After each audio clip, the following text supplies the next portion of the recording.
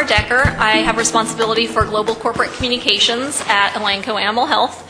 That means I do words, I don't do data and science. I have the pleasure of working with people like Dr. Kiefaber and taking the science that you all were talking about and putting it into sound bites and 140 characters and things that will resonate with a consumer. I've spent the past 20 years helping tell agriculture's story to consumers, working with PR agencies, and the last 7 years at Elanco.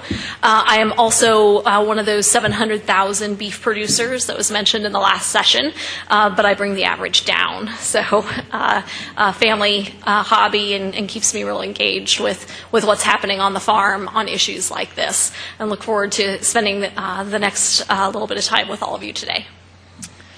Good afternoon. I am Leah Beyer, and I oversee our digital communications team at Elanco. So yes, I oversee the team that tweets and Facebooks and even sometimes Snapchats, but we also oversee our social listening to see what industry topics are being discussed, and a lot of what we're actually going to present today is going to show you a little bit of a glimpse of what we're seeing on a day-to-day basis and sort of give you ideas of how you all can be involved. And I have been known to have like mass joining of Twitter and Instagram and rooms like this, so you should probably be nervous if you're not on Twitter. I may make you join. I know how to do it really efficiently because I have a lot of practice doing it.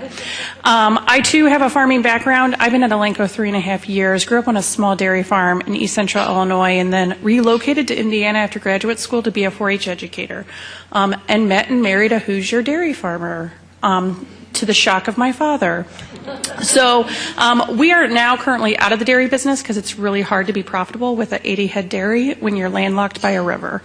So we are now just grain farmers, and we have some fancy show cows because I have a daughter who has the dairy cow fever as well. So we're excited to co-present today. We don't always get to do that, so I don't know who's more excited about this, you guys or us, but this is fun for us today. Excellent. So I'll stand as I actually present. So over the next 80 or minutes or so, Leah and I are going to tag team. We're going to cover 3 key areas. I'm going to start by talking about today's environment and some interesting new consumer research that we've done, some focus group work that we believe is starting to show a change in the consumer mindset. As I said, I've been doing this for the last 20 years. I've sat behind a lot of focus group glasses over those years, listening to consumers talk about their food. Usually I leave it with more pessimism than optimism and the thought of a lot of job security. So I'm pretty excited about the recent testing that we've done and some of the things that we're hearing out of the consumer. I think there's a lot of opportunity for us today. Then Leah's going to take us through that social conversation that she talked about, what the consumer is really talking about around the issues that are important to us. And then I'll wrap up with the message. What's the right language to use to really resonate with consumers? You know, it's easy for us in the industry to rely on our acronyms, our jargon, and things that just don't really relate to the consumer. So we'll give you some real specific language that you can use as you move forward. One thing I'd like to say, how many of you in the room have tweeted today? How many of you in the room have ever tweeted? All right, so this is an opportunity for you to practice those skills, and Leah's going to give you a specific opportunity on that here in a little bit. You know, over the last few years, we've heard a lot about the consumer's interest in learning more about their food and where it comes from and how it's produced. The consumer is asking for more transparency, more clarity about what they eat, what they feed their families. Unfortunately, where that's taken us in the last couple of years is using production practices for marketing differentiation. In that effort to give the consumer more, we've started telling them what's not in their food versus what is in their food. And we're really seeing this trend accelerate. So, you know, in the 90s, we had things like irradiation, and we started to see hormone-free. But really, in just the last couple couple years, we've seen this trend accelerate quite significantly to the point where, as we heard the last panel talk about, we're really starting to see some things happen that are very concerning. Are we at a tipping point to where the advances that we've made from a sustainability standpoint in agriculture? I'm really concerned as a beef producer, as somebody who thinks about my kids and the environment that they're going to have to grow up in. I'm a little concerned about some of these labels and the unintended consequences that they're creating. We're hearing more about the potential of GMO-free protein, so not feeding animals GMOs. The latest that we're starting to see is vaccine-free protein. That's the next trend. So as these cycle times are accelerating and getting faster, in terms from a marketing perspective, is that that marketing bump or advantage that they see shortens. They are continuing to look for the next thing and the next thing and the next thing. And I think that's one of the things that we as the industry really need to spend a lot of time thinking about, to say, where is the line? How far are we going to go on some of these things? Is this really what the consumer wants? Or is this marketing telling them it's what they want? So just a deeper look at some of that data, to actually look at the real data around the acceleration of these claims. Over the last couple years, we've actually seen, if you look at the percentage changes and increases, we're seeing claims like organic, natural, some of the older, broader claims are not increasing nearly as quickly as those more specific free-from claims. So that's something I think we really need to think about as an industry. From an unintended consequences standpoint, we've really spent a lot of time looking at this. If you take cage-free, hormone-free, no antibiotics, GMO-free, where are we headed with this? We're definitely, as we've modeled this and looked at the case studies, we're seeing as the production shifts, we're seeing those premiums that the producers were looking for diminish. We're seeing animal welfare being compromised in some instances. We're definitely seeing the sustainability concerns and increasing use of resources to produce the same amount of food. And then ultimately, we're seeing this increased consumer confusion based on the labels. And as we've gotten more experience with these, you start to look at things like cage-free eggs, like raised without antibiotics. We get to 5 to 8% of the market for those products, and we start to see that's kind of where the demand cap seems to be in a lot of instances. Cage-free eggs here in the last few weeks, we've seen some of the biggest producers come out and say there is not enough demand for cage-free, and they're slowing what they intended to do from a production shift because the consumer simply doesn't want to pay more for that product. So I think that's another area we really need to understand as we start to look at what the consumer really wants versus what marketing is telling them they might want. So the consumer's asking for clarity and for transparency, and yet they're getting more confusion. They're getting a lot of negative differentiation. And that's really driving a lot of label fatigue. So we were in the field in September, 3 different cities across the U.S., New York, Dallas, and Minneapolis, talking to we had about 60, 70 consumers across the groups, and did something that we call dial testing, which I'll share with you a little bit later, where they reacted to messages instantly, kind of gut response. But this is what we heard from them. We heard, I'm not even sure what all of these labels mean. Things like cage-free, all of these new terms. There's no one standard. What do they actually mean? We heard them say, you can read all kinds of information in the labels. I can't tell you how many times I've walked away. We heard consumers say, I want to eat my food, I want to eat my steak, I want to feel good about it, and I don't know what to do. which I think that was really the first time we started to hear some of that from the consumer. As I said in my opening, really over the years we've heard, for the most part, consumers say factory farming, big ag, big food. I'm concerned about that. I'm okay with organic and natural and free range and all of those sorts of things. I'm very confident in that. What we heard this time is actually that not only do consumers question big ag or factory farming methods, now they're questioning everything.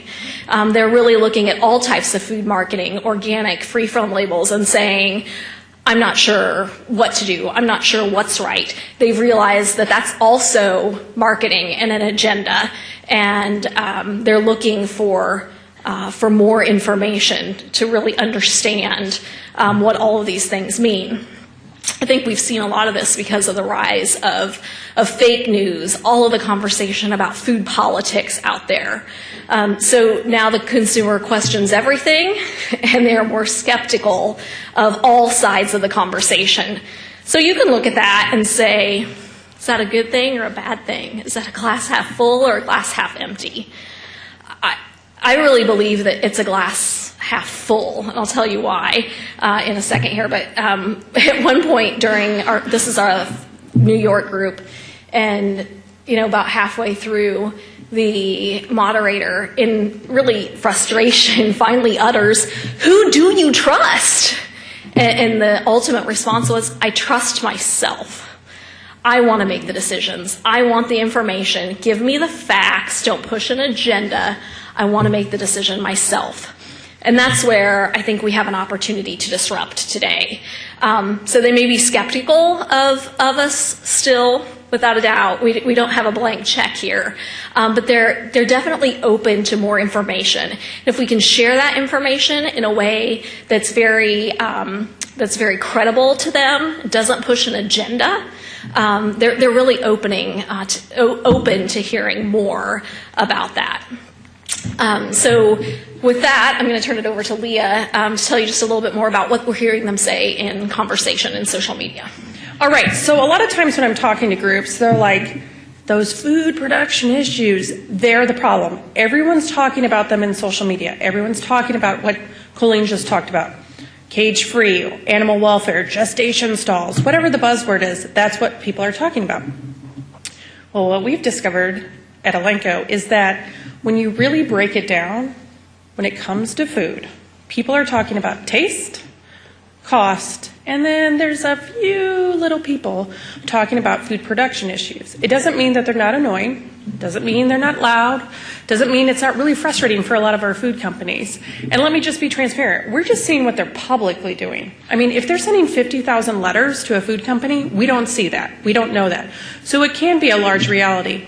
But every day, we have to keep things really in perspective. And you know what people are really talking about today? And come on. What are people talking about? Donald Trump. That dude trends. He even trends in animal welfare sometimes.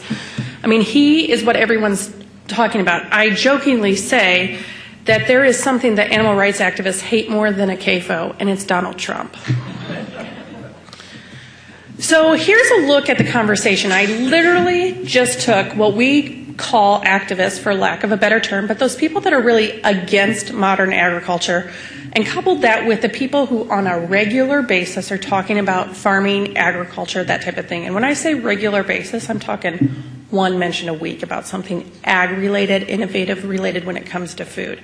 This is the difference in the conversation. We're talking... Ag is barely showing up because we're sending one tweet a week. Those activists are setting up bots, literally, so they can send 300 tweets a week. So it's not necessarily there's more of them than us. It's just that they're doing more online. So let me just show you what they're doing. The food babe is a brilliant marketer, period. End of story. She's a brilliant marketer. This year, she started trending in the antibiotic conversation for an article that she wrote 3 years ago. She is just taking her old garbage that worked 3 years ago and spitting it back out there because she knows that a lot of her followers may not have seen this 3 years ago, and it can pick up steam again. Agriculture needs to take lessons from really good marketers. What do we have that is really compelling that we can reuse? We don't have to always recreate things. But she continues to be someone who others look to for ideas. I would say her clout in that community has really taken some hits with some of her less than savvy marketing decisions she's made, but she continues to be one of those people that's showing up in that antibiotic conversation. Okay, we're going to talk about vegans for a little bit because vegans really drive the animal antibiotic conversation.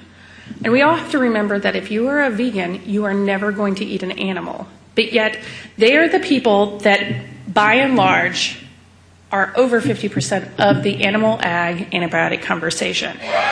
And they sell becoming a vegan based on this fear around antibiotics. They'll tie it with environmental sustainability.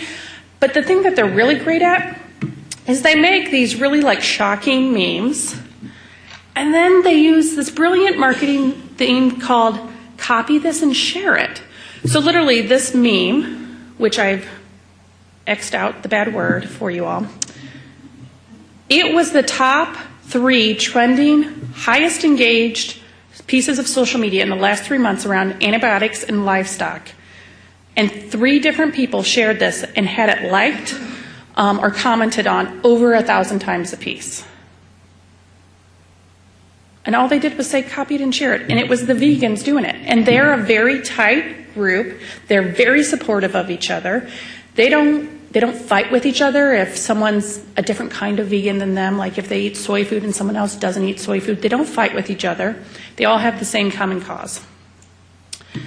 They play into the environmentalists, too. So, friendly reminder, there's no planet B. We talk about the resources we get in how many natural resources we use, and we're using them up by the beginning of August every year. So a lot of times the vegans will play this card as well. And here is where the conversation's really shifting to, and for our companion side of the business, there's a lot we can learn from. But this Instagram post about antibiotic-free cat food had 50,000 likes, people. Think about that. Cat food. It's a picture of a cat. Now, granted, if you want something to go viral on the internet, just put bacon or a cat with it, and it'll go viral. But the pet food industry could just as easily drive the antibiotic conversation with food as the human food space. People are sometimes more crazy about their pets than their own kids. My dad is a veterinarian, and he has small animal office hours 1 day a week. And there has been times when someone will come in because their cat or dog sneezed, but they have 4 kids with gooped eyes and their runny nose. And he's like, why don't you take them to the pediatrician? Why are you here? Can I treat your kids? People are crazy about their pets. So advocates, we're doing good stuff, right? Well, here's the good news. We are. We have a lot of really great people out there that are really willing to talk about antibiotics. So actually, this gal who is from Wisconsin, she talks on a regular basis about how she's using antibiotics on her farm when they have cows in transition, all sorts of things. She doesn't get a lot of pushback. She's getting a lot of engagement. Again, she's using the beauty she has at her fingertips, some beautiful Holstein cows, and she's talking about it. The problem is she's one of the few I can find. And while I think dairy farmers are very credible, she doesn't have any initials after her name. She's not a vet or anything, but she's getting out there and she's talking to her people. Jude is another one who is more than willing to go to task with folks. She is one of those people that has doctor in front of her name, so she is more credible. She's constantly lighting people up over in England when they're talking about their hormone-free or their antibiotic-free milk. She's always taking people to task. So we always see her also trending. She's a great person, an example. This is a tweet she actually sent out last week that I thought was a great example of how it doesn't have to be rocket science for you to be participating. Then we still have some people just straight up posting the news. So KFC makes an announcement how they're going to use antibiotics. So literally sometimes just the news makes the headlines. It's not negative, it's just here's what it is. And then finally, we do have a few food companies that are basically saying, we're not going to be a gimmick. We're just going to tell you why we're doing it. Just give you our honest truth chicken. It works. But let's just be honest, the haters show up there too. And a lot of times when we really delve into it, the people that are really engaging with this tend to be the ag people, but that's okay because we're all friends with people who aren't in agriculture. I want to remind you all again though, normal people not in this room, people who aren't on a vegan crusade, tend to just talk about the tasty food they're eating or the tasty milkshake they're drinking as opposed to antibiotics. So I pulled the poultry because the antibiotics conversation is the largest in the poultry business. So this is literally pulled from August of this year. How many mentions of consumer topics, and we call a consumer topic something someone not in the industry would talk about. So clean labels, nutrition, price, taste, and then we started grouping cooking and recipes all together, mainly because food bloggers talk a lot about the recipes, and then their fans share their recipes like mad. So look at that, 821,000 mentions of just a recipe or something someone's cooking. Then you look at antibiotics, mentions of antibiotics with chicken or turkey or eggs. We're talking 12,950 total. So it's a small percentage of the entire conversation, and I just want this to be a grounding reality check. If you're sitting here looking at this chart and thinking, man, why is food safety so bad? Any kind of food recall falls into that food safety bucket. And sometimes agencies or government agencies tweet a lot about food recalls. One food recall sometimes can get up to 30 to 50 tweets. So that can add up pretty quickly. But food safety, month in, month out, every species, every type of protein is high. All right, so every year we really study antibiotics. What are people talking about? How are those trends changing? So 2017 is coming to an end. We sort of can anticipate what we're going to see when we compile all of our information for that year-end report, but I wanted to sort of walk you through what we saw in 2016.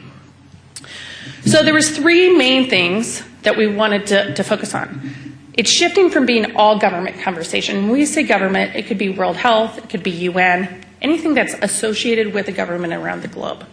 So it's shifting from being driven by the government to driven by food.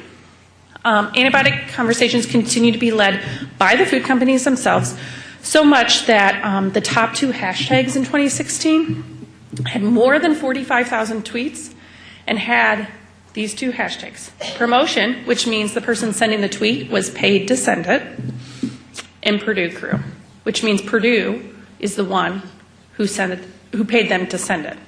The next highest hashtag in that antibiotic conversation was hashtag AMR with only 9,000 mentions. What that also tells us, if you're using a hashtag AMR, you are entrenched in that antimicrobial resistance conversation because a normal person on the street outside this hotel would have no idea what AMR stood for. Resistance was the top term in 2016 with 80,000 mentions, so when they're thinking about antibiotics, they're concerned about resistance. They want to make sure that antibiotic will work when a human needs to use it. And these events, again, driven by just a couple different events that we'll get into. And then based on the conversation from 2015 to 2016, we can expect more food companies, as we have seen, to discuss antibiotics in their promotional materials. So here's just the big lay of the land. We had a superbug in 2016 that led a lot of conversation. World Health Organization put out new guidelines, lots of conversation. UN General Assembly, lots of conversations. Then the 25 largest fast food restaurant chains were ranked with their antibiotic policy. You guys remember that? So they got an A, a B, a C, a D. They got that ranking. They got a lot of publicity. And then the social conversations about World Antibiotic Awareness Week, which is something that we all easily can participate in. So let's talk about the resistance stuff, because this is the stuff that I think we can find the most common ground with the folks on the human health side. We all care about resistance. If you're in the animal agriculture field, you care about resistance because you need it to work for your animals. Same for human. There are win-win situations. The problem is the whole conversation is about how humans need to work on resistance, and it's all livestock's fault. Because the people that are working in the animal space aren't always finding ways to either talk to the medical space or aren't in the social sphere to have those conversations when they're happening in those places. So there's huge opportunity there for joint partnerships. Number 2, fast food. It's going to sound like I'm really harping on Purdue chicken, and I'm really not. I'm just giving you the facts. But they are over 50% of the conversation around fast food or food company conversations. For perspective, last year McDonald's was the number 1 share of voice brand, and they only had like a little over 25%. They had the largest voice because they paid for it. I don't begrudge them for that. That's really smart marketing. That is really smart marketing. All the other examples of fast food comments were around some sort of announcement, and you'll see that it had a high spike and then it plummeted down. McDonald's actually had the highest spike. They have the biggest PR wagon, I would say, but they just had one of those. Major food chains announcement, antibiotic updates, and promote using social campaigns is what drove this period. End of story. Here's what I want to show you about Purdue Crew. They had 3 major events. When I say 3 major events, I just can look at the calendar and I can say early in January, then again in August, and then again in October, they had 3 big spikes where they had about 20,000 people each time talking about Purdue Crew and promotion. There is a tool out in the space called Social Toaster. None of you probably know it, but essentially it's a way that you can organize people who like your brand to all talk about you at one time. And if they talked about you all at the same time and did what Purdue asked you, they probably got a coupon for, $5 off chicken. But from our tracking, we could track all the links that all these people were sending out all came out of Social Toaster, which is a tool a lot of ag organizations use to have a unified voice. The problem is that Purdue was able to gather 20,000 people and get them to click on, yes, I want to share this exact message just like Purdue told me to say it because I want that coupon. And it worked. They drove and changed the conversation. So all these folks were saying, oh, my friend really likes Purdue chicken, and by the way, it's antibiotic free. Literally, this is what it looked like. Tweet after tweet after tweet, identical. Identical words, identical image, everything. Identical link. That's why we could be like, it's all coming out of Social Toaster. Here's where they were being sent to. Purdue's YouTube page. Again, brilliant. Video is the number 1. If you want people to be engaged with your brand, video, video, video, video, video, video. I don't know if any of you have a child under the age of 20, but they spend more time on YouTube than watching regular TV. YouTube is where it's at, people. So again, Purdue was brilliant. Let's go send them to our YouTube page. We always have new videos up there. And so whenever they go, it'll be a new video.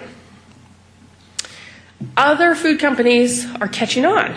So here's another example from 2016. Papa Murphy's. Again, thanks Papa Murphy's for providing chicken raised without antibiotics. #ad, which means this woman was paid to send this tweet. Again, I don't have any problem with that. That's good marketing, good influencer marketing. So, for all the people who are like, but what's going on with research? Giving you some of the research information. Mentions of studies and or research. So basically we look at the antibiotics conversation as it pertains to livestock and then look for keywords like research, research findings, study, science study. So in the digital world, we have seen an increase from 142,000 to 177,000 to in 2016, 182,000. News is your best friend here. Mainstream news, NPR, USA Today, The Guardian, all of them are looking for that science because to Colleen's point earlier, people don't know what to believe anymore. So the research in science and antibiotics, here's a little vantage point of what was trending. CDC Why is an obscure study about Lyme disease causing bacteria so popular online? I mean, people are trying to figure all of this stuff out. And then a news article regarding last resort antibiotics was one of the last things to be trending in 2016. Here are some of the examples of those news stories coming out of there. All right. This is where everyone, if you haven't sent a tweet out, send it out soon, because I'm going to talk to my friend Scott over here, and he's going to show how does this conversation even today, because great hashtag ABX, doesn't take a lot of characters since we're limited on character count. It's easy to understand. Antibiotics, ag, makes sense. Our share of voice is so small. We are literally 0.2% of the conversation around animal agriculture and antibiotics. 0.2%. Not 2%, 0.2%. Like, we are just plain and simple not showing up. So the good news is we had a 10-fold increase from 2015 to 2016. We were 0.02% in 2015, so congratulations. We have had a statistical impact. However, our events are so small.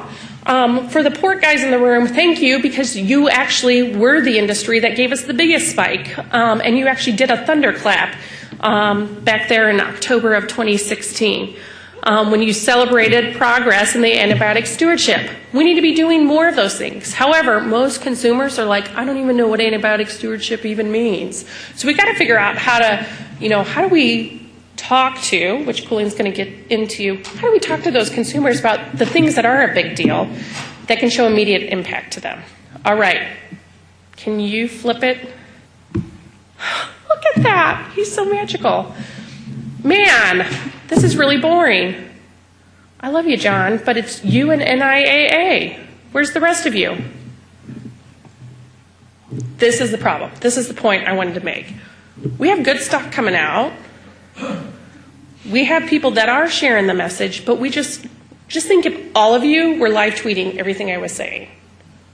Because that's how the people that are working against us are thinking. You can flip back.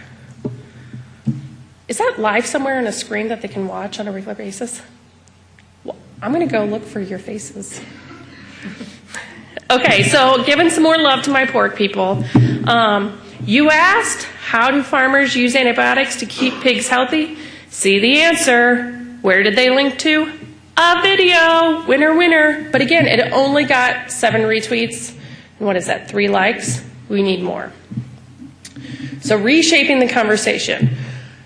Colleen's really going to get into this, but I want to give some examples of what we're really trying to do at Elanco and what we're really trying to help our customers do, and that is, how do we talk about this in a way that's meaningful to a consumer, or at least someone who cares about this conversation? So here's an example of actually one of our social media memes that worked really well. One of the reasons it worked well is you can't see the whole conversation here, but there's a whole conversation going on our page about antibiotics. They're asking for sources.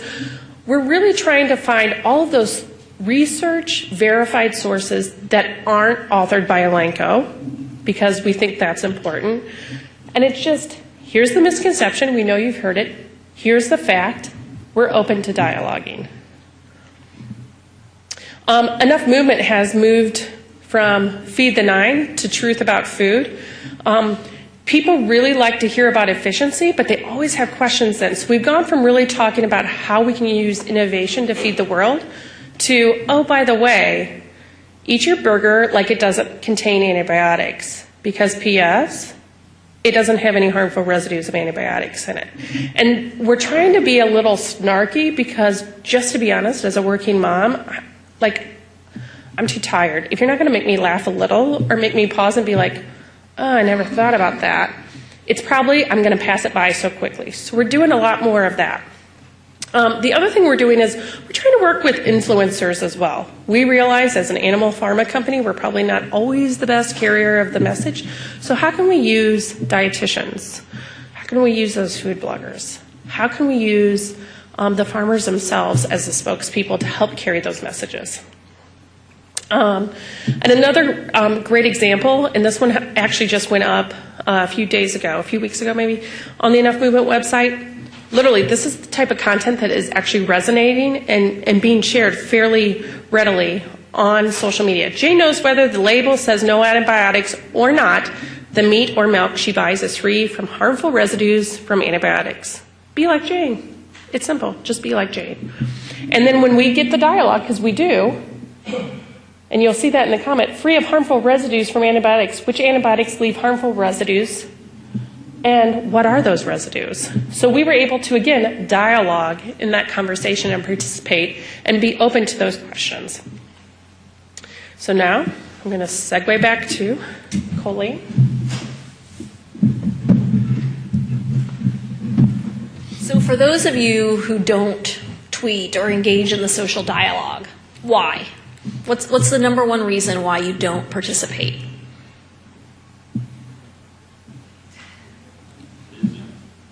Busy? Somebody needs to make it easy for us, right? How many of you don't know what to say? That's one of the, when we're starting to help customers get engaged with social, a lot of their questions are, I don't know what to say.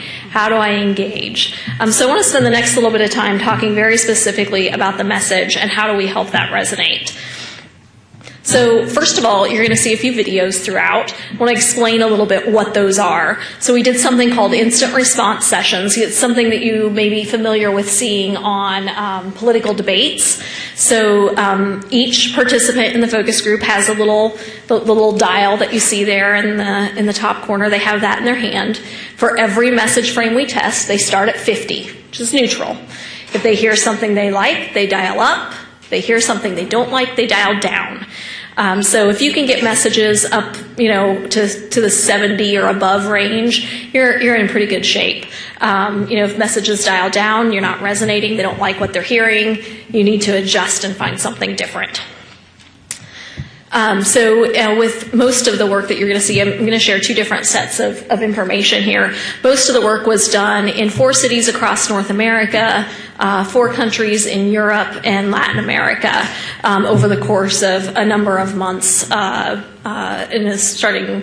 It was a couple years ago. And then I'll share some of the most recent information as well. But we primarily talk to those people who are shopper parents, increasingly millennial shopper parents that have a child in the home. And then we also like to talk to those opinion elites. Who are those folks that are likely to be vocal on topics, that vote, that are higher educated, that sort of thing. So those are typically the 2 groups that we talk to.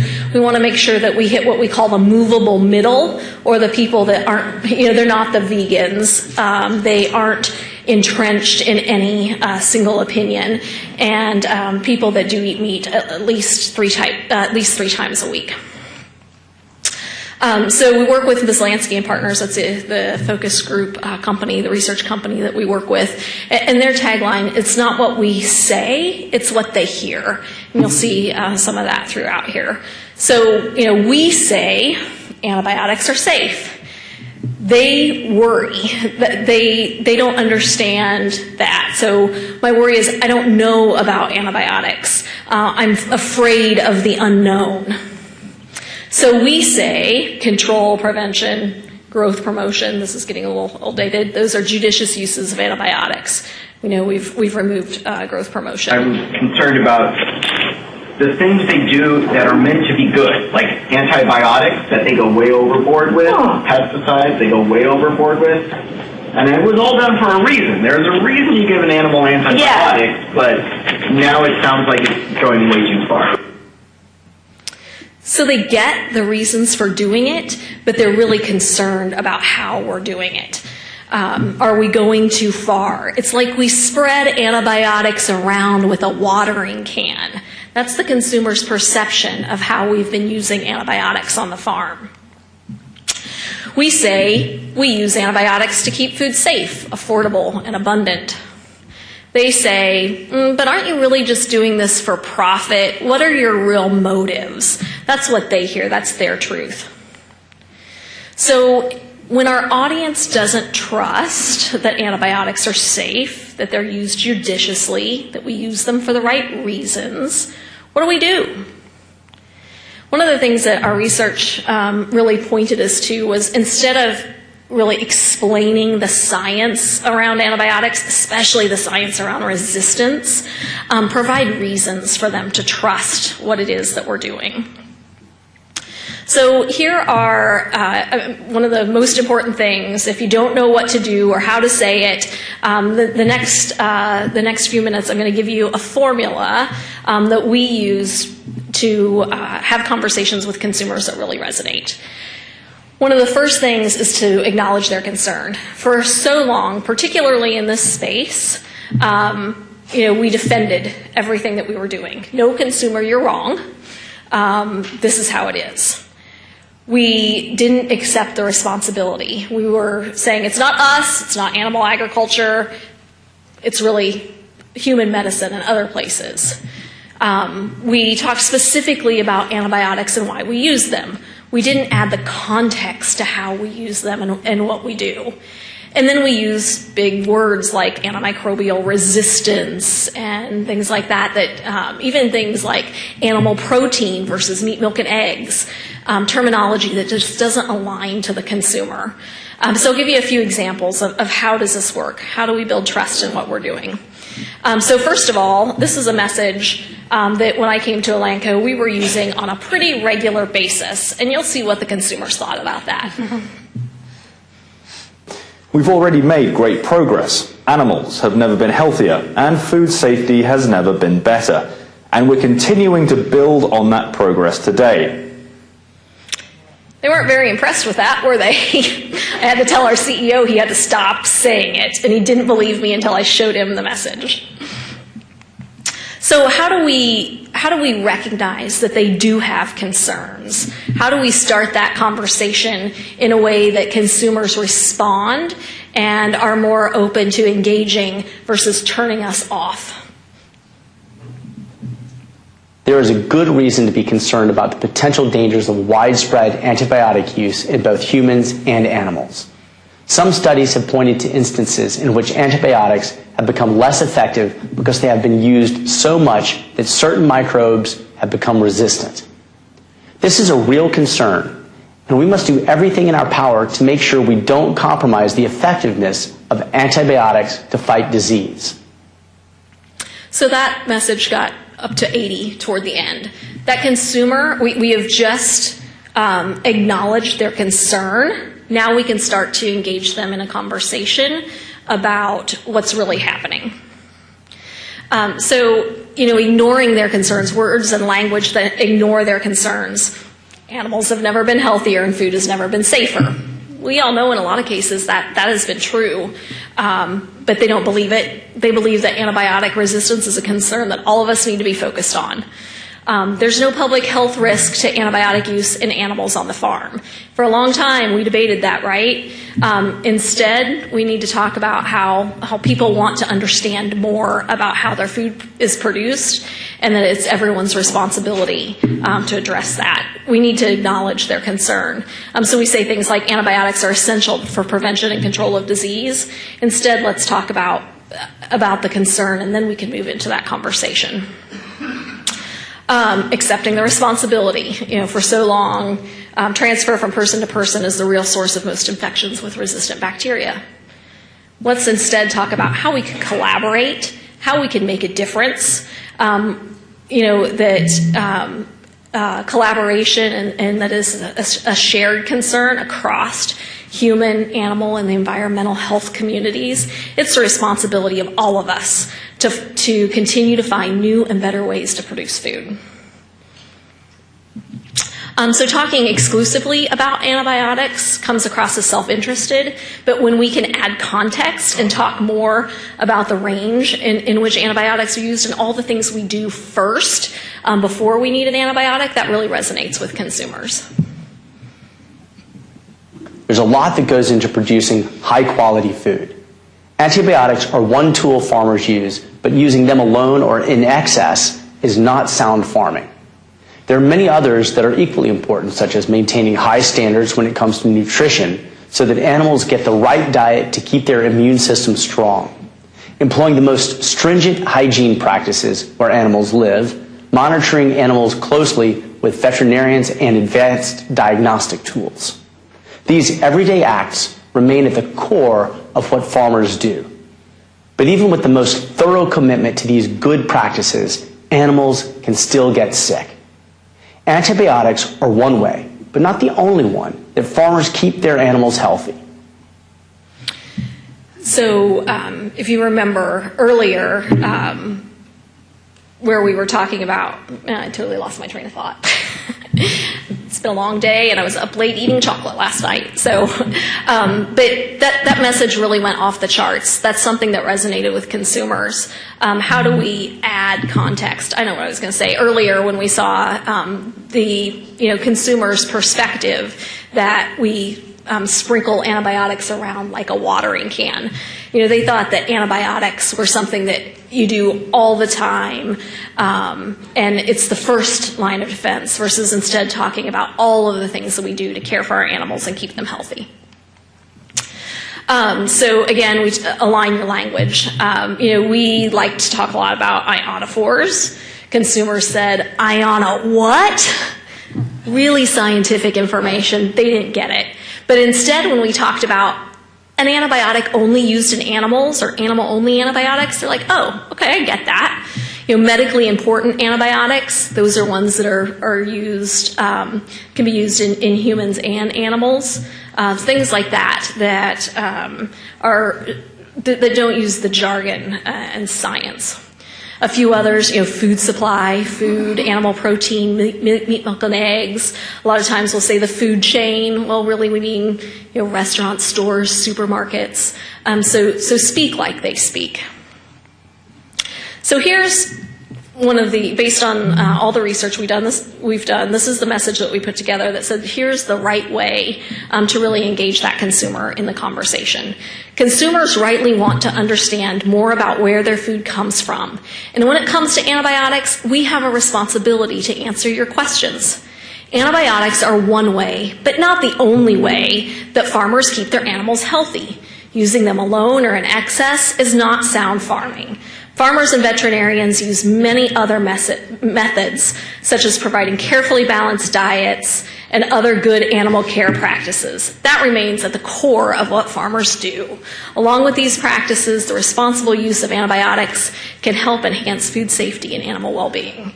So we acknowledged their concerns. We accepted the responsibility. We talked like them, keeping animals healthy. Those are things that they want to hear, and we added the context to how we use antibiotics. So we talk a lot about treatment, control, and prevention. Consumers are very aligned to treating sick animals. They don't think animals should suffer, but they don't distinguish like we do between some of these other concepts. So how do we talk about those? Antibiotics used responsibly along with other good animal care practices. They like putting it into the context of that good animal care practices. And then talking very specifically about how we use them. When an animal is sick, the right dose at the right time. And then as we talk about things like prevention and control, making sure that they understand that it's targeted and it's limited. So that it means we use antibiotics to control the spread of infection when there is a threat, and identifying animals when they're at risk so that illness can be prevented. So resistance. Resistance is a really hard issue. How do we talk about resistance in a way that consumers can get it? They're definitely worried about it. We saw that in what Leah shared with us.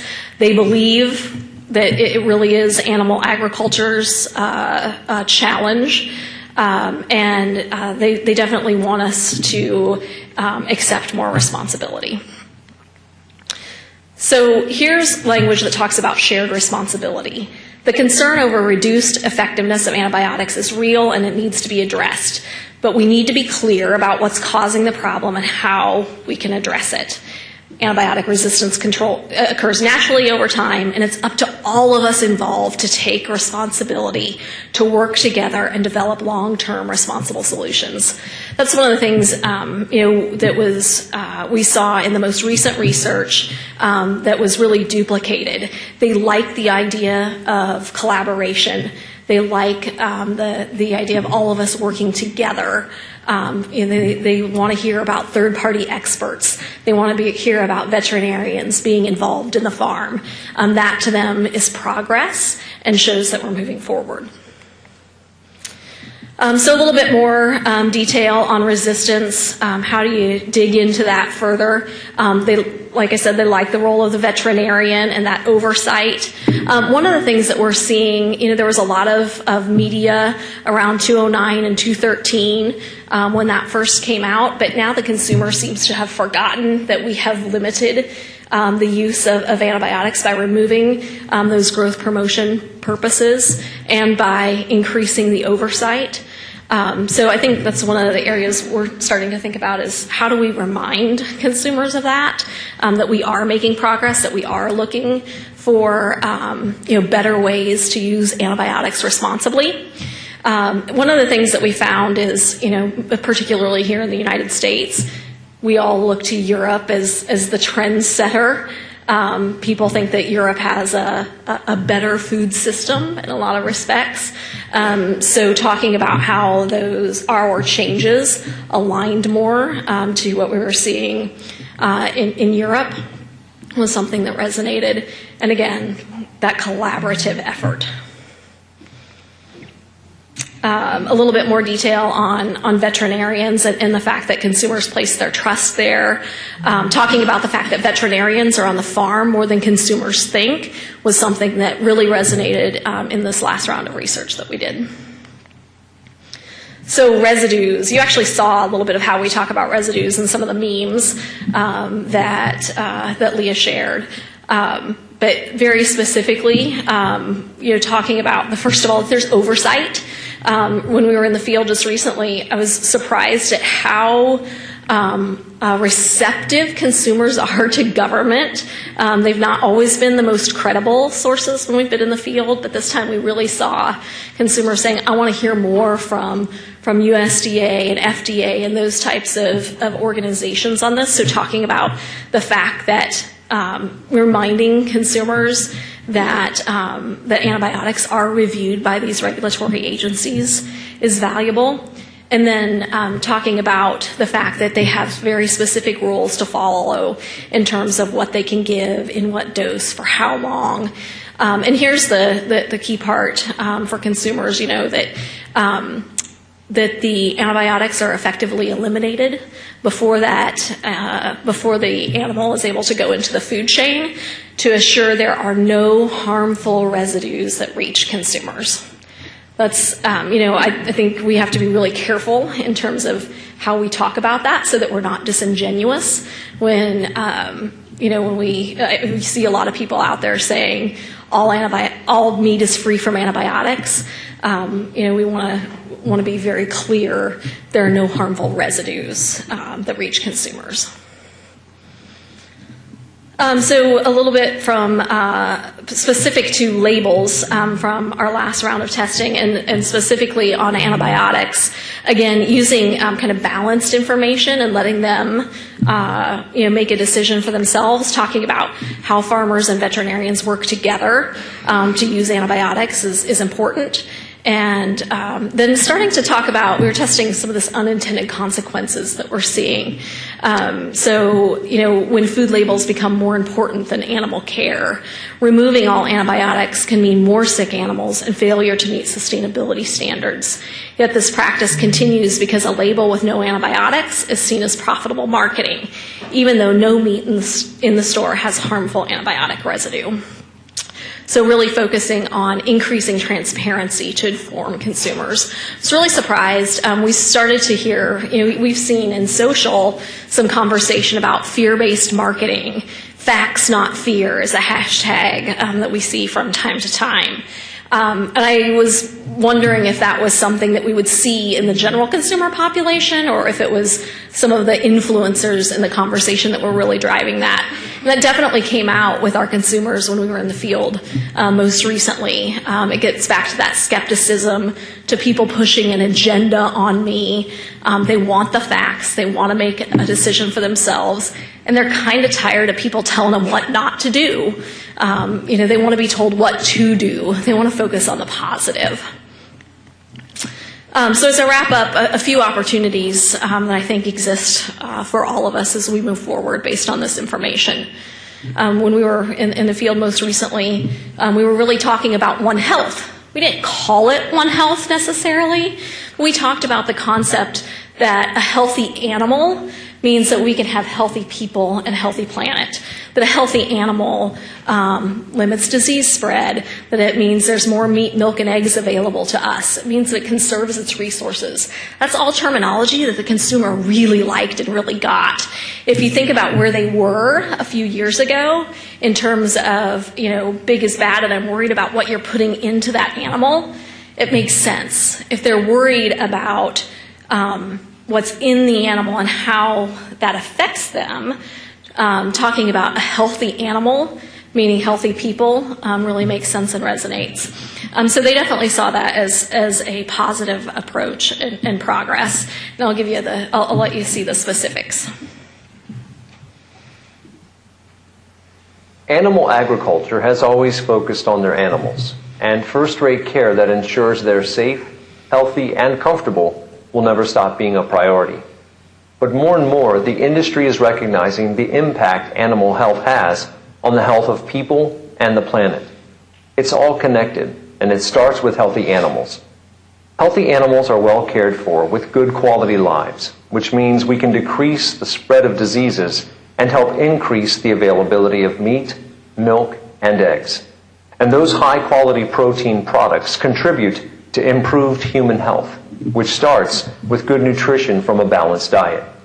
This is important now more than ever, as more than 1 in 3 people get the wrong nutrition. A balanced diet rich in protein limits malnutrition, obesity, diabetes, and other diseases, allowing people everywhere to live and thrive. And since healthy animals are more efficient at conserving resource use, they also help sustain and protect our environment. Our world is connected. Health is no exception. Moving towards a better future for all of us means understanding that the health of animals, people, and the planet must all make progress together. So One Health is a concept that you all have been talking about for years and years. But we talked about it in terms of zoonotic diseases and antimicrobial resistance. How do we talk about it in a way that the consumer says, I totally get it. Now I understand. Now aligning the language to what they're used to, I think that's a great example of it. It's an important concept that the consumer really appreciates, and I think it offers us a lot of opportunity as we move forward. So just a couple of specifics. They actually allow us to lead with a healthy animal. You would think that they all want to know what's in it for them, but they're okay with starting with the health of the animal and how it connects. The last thing I would say is, back to that label fatigue. Consumers are tired of being told what not to do. Make it simple for them. There's a lot of opportunity when you talk about the positives. So Fairlife milk. Fairlife, single brand, grew more in the last year than the entire organic category, the entire plant-based milk category, simply because they focus on the positives of what is in that milk. More protein, more calcium, less sugar. Let me tell you, my kids love it. It's a little expensive on my budget, but I know I can get them to drink milk, especially when I have one that is not a great protein eater. So I'm willing to spend the extra money. My kids love it. I think a couple of other examples here. One of the more recent stats I read, General Mills, Lucky Charms, they've been talking about no added ingredient, or no added flavors and colors. Thank you. All the time they were doing that, they were losing sales. They stopped talking about no artificial ingredients and started talking about how great their marshmallows tasted. Their sales were up about 3.5%, I think, in the last quarter. I mean, I'm not buying Lucky Charms for my kids because I'm really worried about no artificial flavors. I'm worried about getting them something that I think they will eat and have a good, healthy breakfast, right? So I think that's something, as we look to the future, what are the opportunities to take some of these concepts and look at more positive labels that explain what we do? So just wrapping it up, and we'll open it up to questions. I think it's really exciting to say the consumer is starting to change. I think there's an opportunity to have a conversation with the consumer like we've never had before, because they are open to new information. We have the ability to disrupt the perception that they have traditionally had of agriculture and food production. But we need more of you in the conversation. For those consumers that are talking about antibiotics and are asking questions about how their food is raised, you're some of the most credible people out there. They look to academics, they look to veterinarians, they look to scientists. How can we have that conversation with them in a way that resonates? Because the words and our approach really matter. I was at an event with GRSB a few weeks ago, and over we heard people say, we have to stop educating and start engaging. The consumer doesn't want to be educated. They want to have a discussion and a dialogue. As agriculture, we've got to stop defending what we're doing and start having a dialogue with consumers. And ultimately, that opportunity to link the health of people, planet, and animals really resonates with consumers. So thank you, and we'll open it up to questions.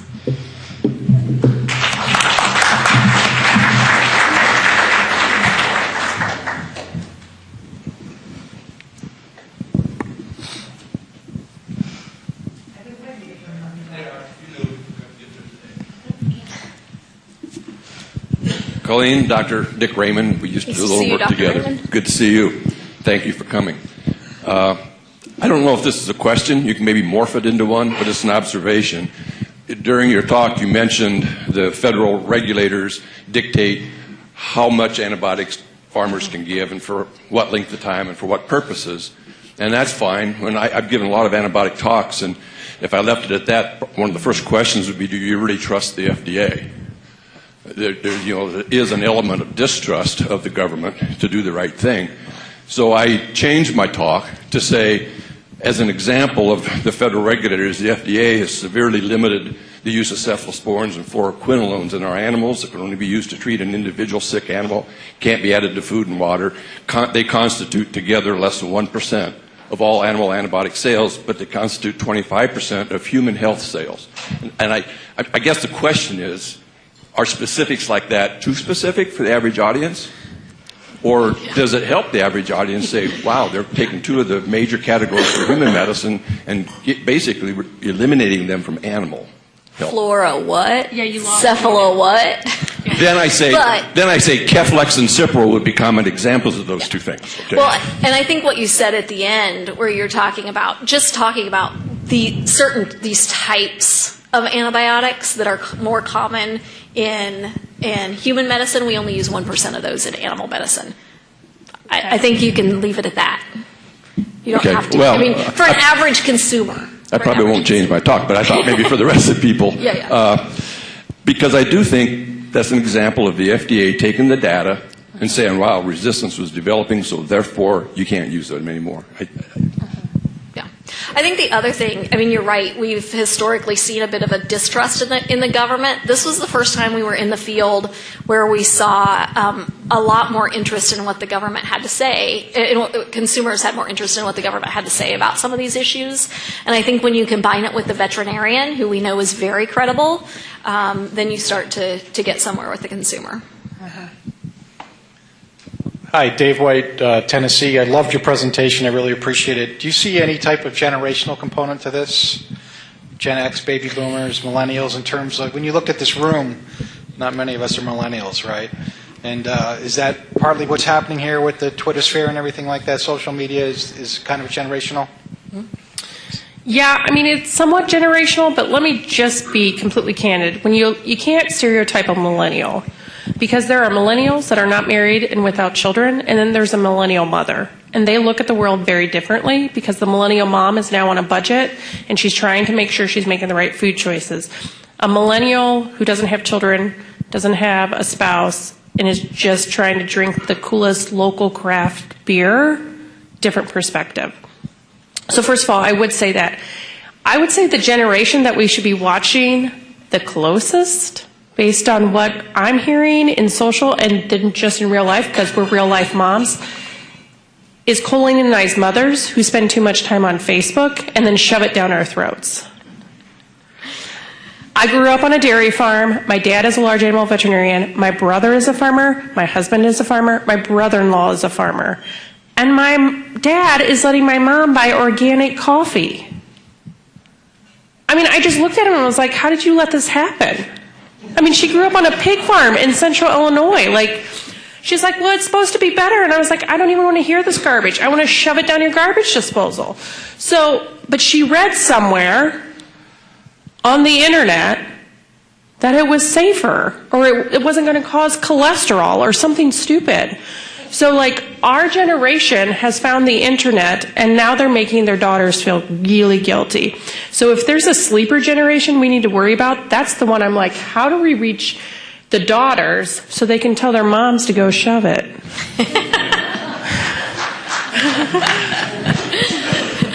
That clearly resonated with a few people in the room. Anyway. I'm not wrong, am I, ladies? The one other thing, we're just starting to see some emerging research on Gen Z, which is the generation after millennials. And some of the emerging research on Gen Z says they're actually more, a little bit more like the boomer, a little bit more grounded. That's really just an emerging population, but one that I'll be pretty interested to see how that continues to play out. Yeah, so that's like our kids, and those are the kids that aren't motivated to get their driver's license. They don't associate with things or brands the same way the millennials do. So things like clean food labels may not resonate with them. So it is going to be an exciting new era. Richard Coulter, is it working? Yeah. Richard Coulter, Fibro Animal Health. Firstly, congratulations on an outstanding presentation. I found it extremely interesting. Most of us here are very comfortable listening to, data, more versions, whole genome sequencing. We can do that all day. This is a kind of step out of the normal, and I thought it was fantastic. So congratulations to the organisers also. Great presentation. One quick comment. When you asked everyone to tweet, it wasn't that we didn't want to tweet because we were very engaged.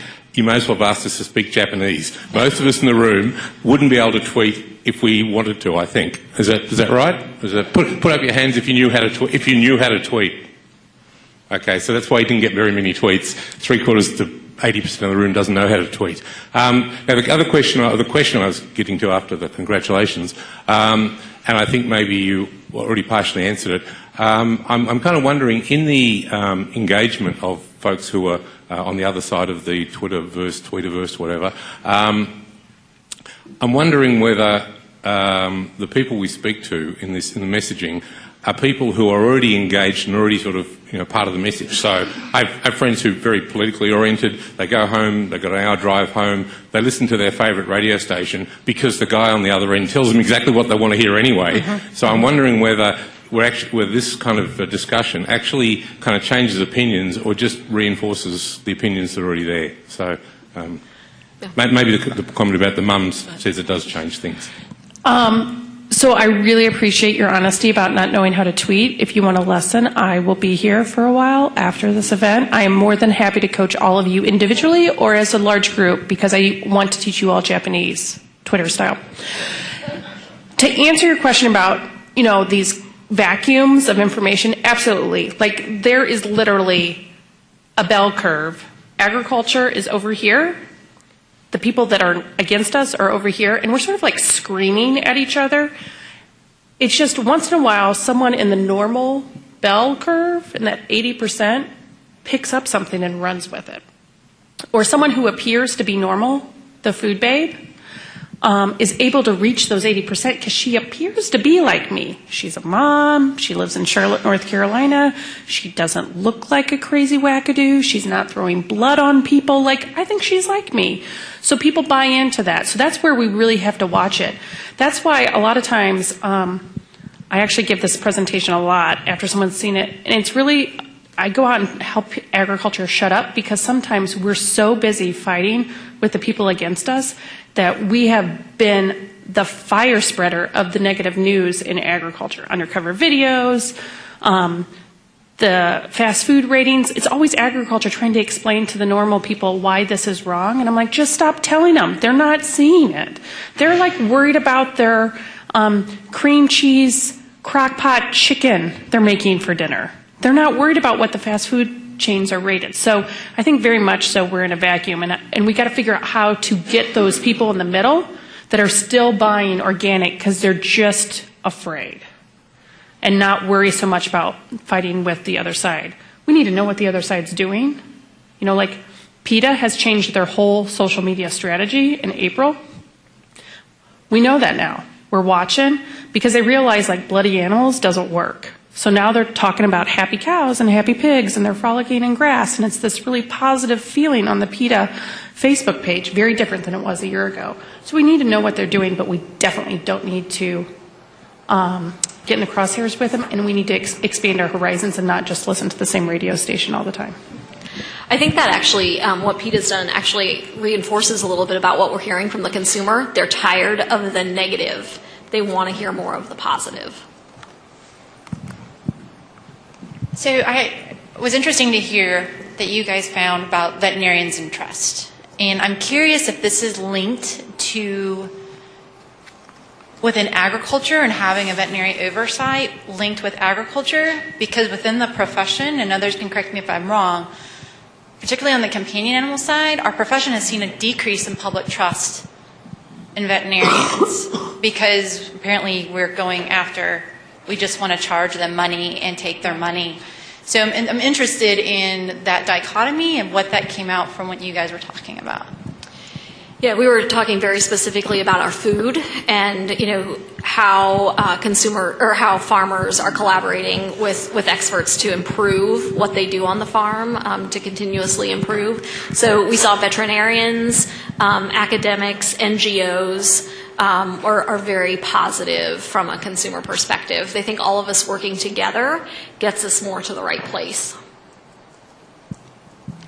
Following up on her response, I've been trained as a speaker for the Dairy Speaker Bureau, and we did. They walk through about who consumers trust the most.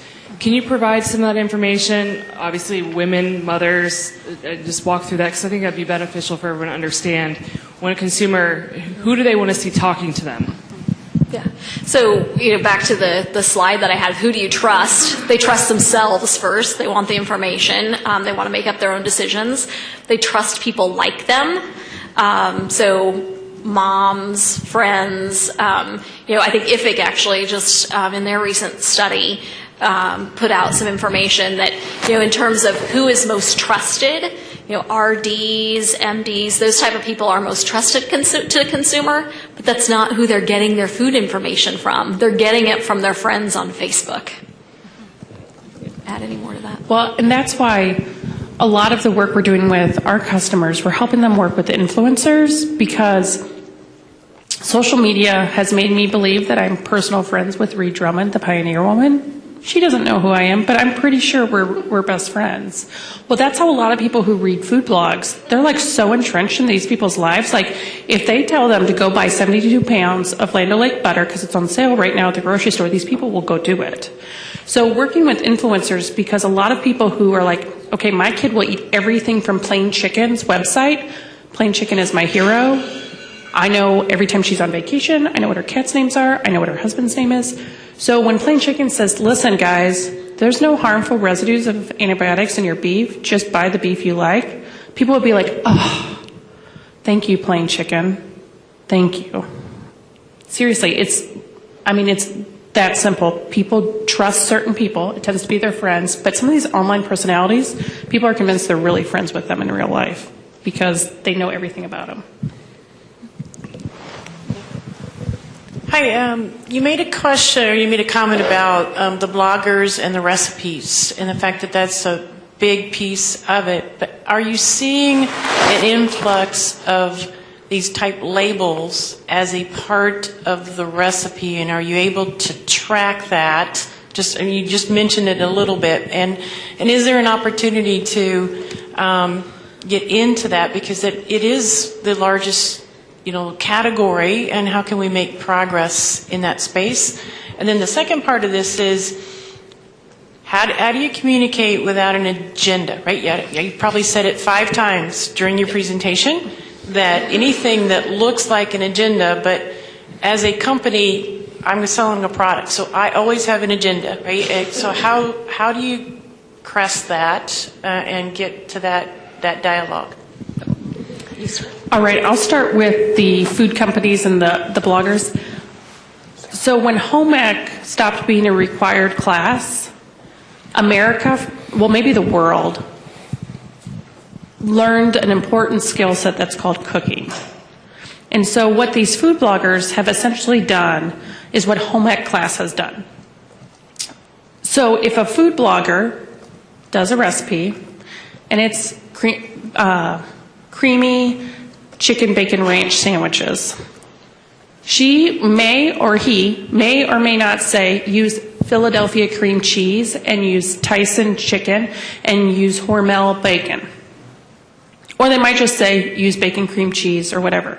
What the food companies have realized is that people are so insecure in their cooking that if someone tells them to buy Philadelphia cream cheese, Tyson chicken, and Hormel bacon, they're going to buy Philadelphia cream cheese, Tyson chicken, and Hormel bacon, even if that's not their normal brand, because they don't want to screw up the recipe. I am not joking. Because I have a food blog, and I get questions like, what brand did you use? Those are the questions people ask me. They don't know how to buy basic foods, which is why they're so confused about these labels. So 100% these food companies know this, and they're buying location in those recipes on those blogs, because they know people, a big enough blogger can really increase sales for a product by just using that brand name in the blog. They disclose it too. Hey, Philadelphia cream cheese paid me to do this. They disclose, but people don't care because they trust those folks, because my kids will eat this food. So agriculture absolutely can learn from that. But we're not seeing buy cage-free eggs. We'll sometimes see organic. Organic. No, I would say those organic. They have a smaller audience, and they're actually going off after a smaller demographic. So we're not seeing that in mainstream. Purdue chicken's the biggest one we'll see. They're antibiotic-free chicken. I don't even want to really think about how much money they spent with food bloggers and with Social Toaster and all of that. I mean, we're talking tens of millions of dollars. So that's one example. That's the example I use, the antibiotic-free chicken from Purdue. From an agenda standpoint, what does that mean? It's how do we give balanced information? So cage-free was a good example. When we first went out and we're talking about unintended consequences, talking about cage-free, we talked about the untold story. Well, there's increased, animal aggression and, less sustainable and that kind of thing. Instead, we needed to talk about both sides. So we understand why cage-free is something that a consumer is interested in, right? There are improved animal, there can be improved animal welfare, improved behavior. So cage-free chicken allows the animal to exhibit more of its natural behaviors. But there's an untold story as well. So giving them a little bit of both sides versus just one side of the conversation. So I have a question for you. As a communicator, something that really just irritates me is my husband listening to a podcast by lots of different people, one of them Joe Rogan.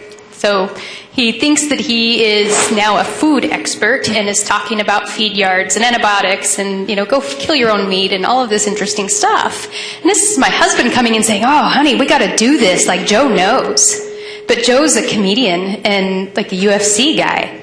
But he's out there influencing all of the folks, on a daily talking about food. So what is an industry, or what have you guys found? Like, how do we influence the influencers who are influencing terribly? Great question. Yeah, the struggle is real and the budgets have to be big because those people are paying really large mortgages and they don't do anything for free. And sometimes fear is still the number one seller of podcast listens or, whatever their metric is they're going for. So when you think about the guys like Joe, again, your husband thinks they're friends in real life. I mean, Joe doesn't know them, but they're tight. Mm-hmm. Okay, well, even better. Oh, yeah. We have to figure out how do we pool our dollars or how do we, and organizations like USFRA have tried to do that, but we can't just hire one person. The other thing is we go for a lot of smaller people. So if we can't go for these big, huge names that are influencing, like Gwen Paltrow has her own opinion on food. Well, we're never going to get Gwen to change her mind, let's be honest. But there's a lot of people that are not as big as Gwen that people still follow and still could be an influencer. But I think part of it is focusing our money because we're going to have to pay for that. And then it looks biased or it looks like an agenda. So how do we do that? And sometimes it's just taking the opportunity and inviting them out. Let's go see it. We just had food bloggers at a very large feedlot. And they had very basic questions like, explain corn silage to me. What is that? They wanted to hold it and feel it. They wanted to see, how do you move these cattle? They looked crammed in the pen, and then when they got there, oh, they're not crammed in there. They're, running around. They just need to see it. So sometimes it's a simple invite, which may not cost us anything besides a plane ticket. I just wanted to kind of throw this out there as a thought.